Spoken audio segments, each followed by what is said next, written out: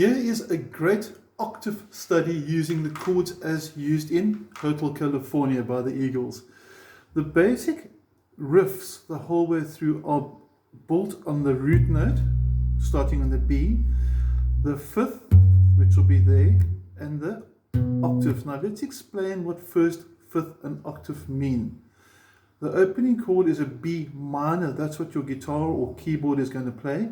But you're going to play the note B from fret 7, and then you're going to play that note and that note at fret 9. Now, if you take your B major scale and your B minor scale, let's first do the B major, and you stop on the fifth. Watch this.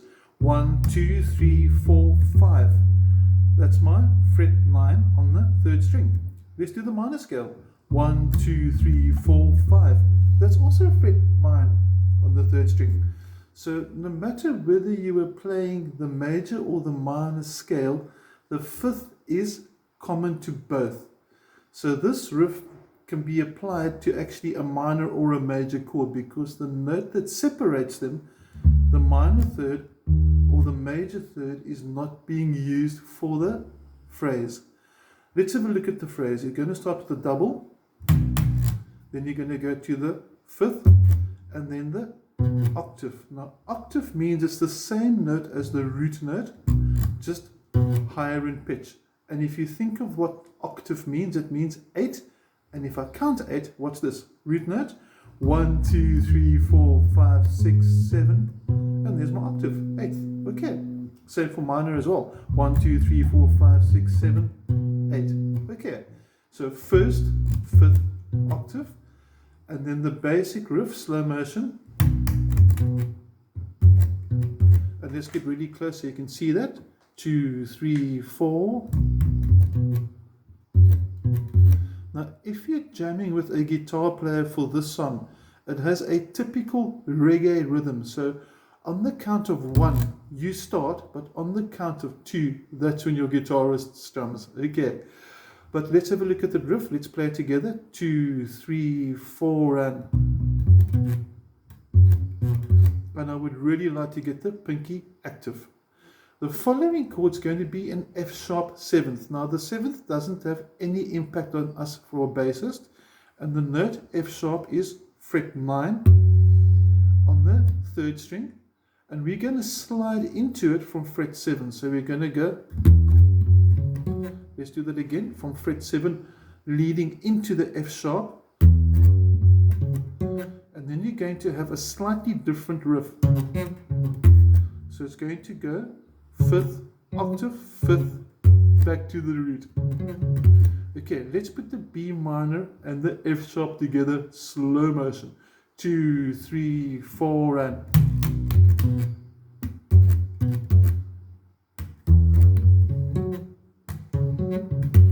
Cool. Got that? One more time for luck with me. 2, 3, 4, and...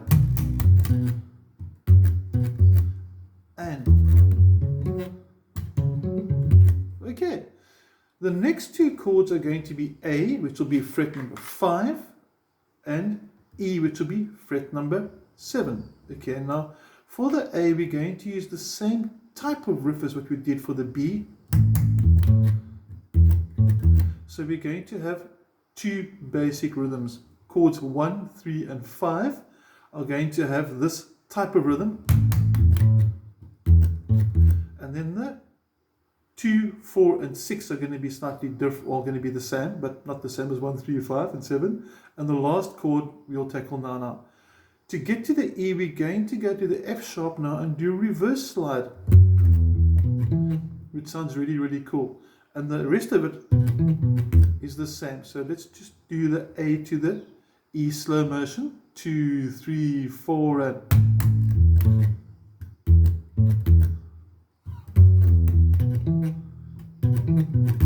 Got that. Now for the G to the D, we're going to do exactly the same as we did from the A to the E, just 2 frets lower. And then we're going to slide up to the D.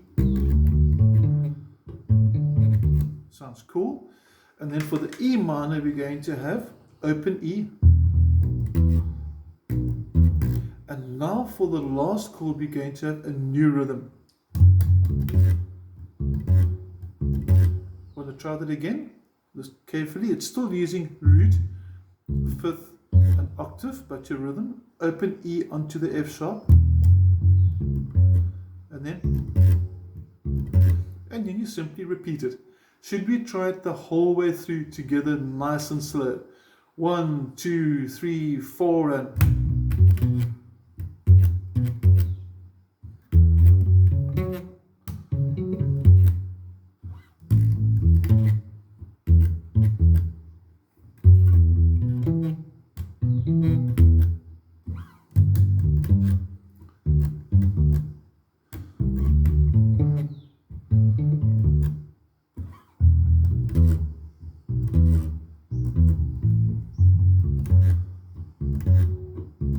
you'll notice I accidentally changed the E riff there.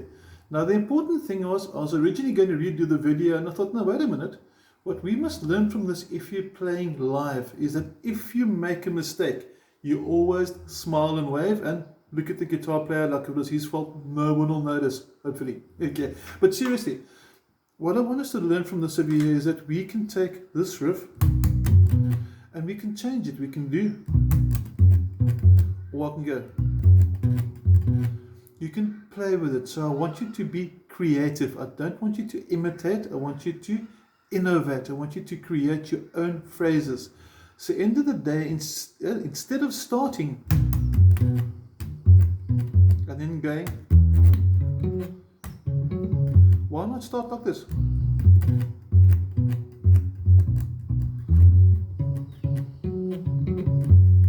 Sounds cool, but different.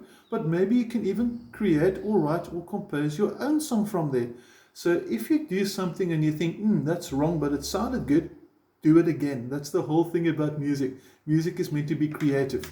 Now, on your picking hand over here, I want you to watch what my thumb does.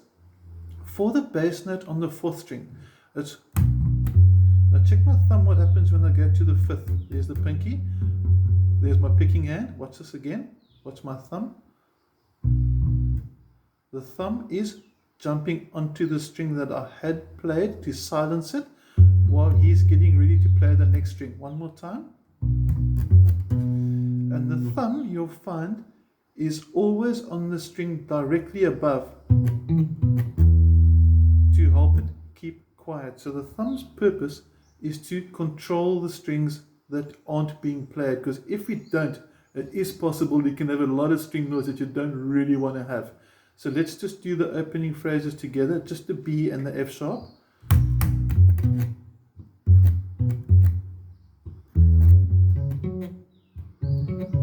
We got that. Okay, I hope you enjoy this bass riff for Hotel California. You can use it for any reggae song. And the nice thing about these riffs over here is they're not major or minor dependent. One more time to repeat what we say or reinforce that. Here's the minor sound from the minor arpeggio. Here's a major sound from the major arpeggio. So you can hear the difference. That's minor, that's major, but for this study, we didn't use either. So what's cool about this, if you're just jamming and you honestly forget, is it meant to be a B minor or a C sharp major or whatever chord you play, this is a cool way to get around without having to worry about the note that separates it. So we can have a lot of fun with this. Wishing you an awesome day. Have fun. Cheers.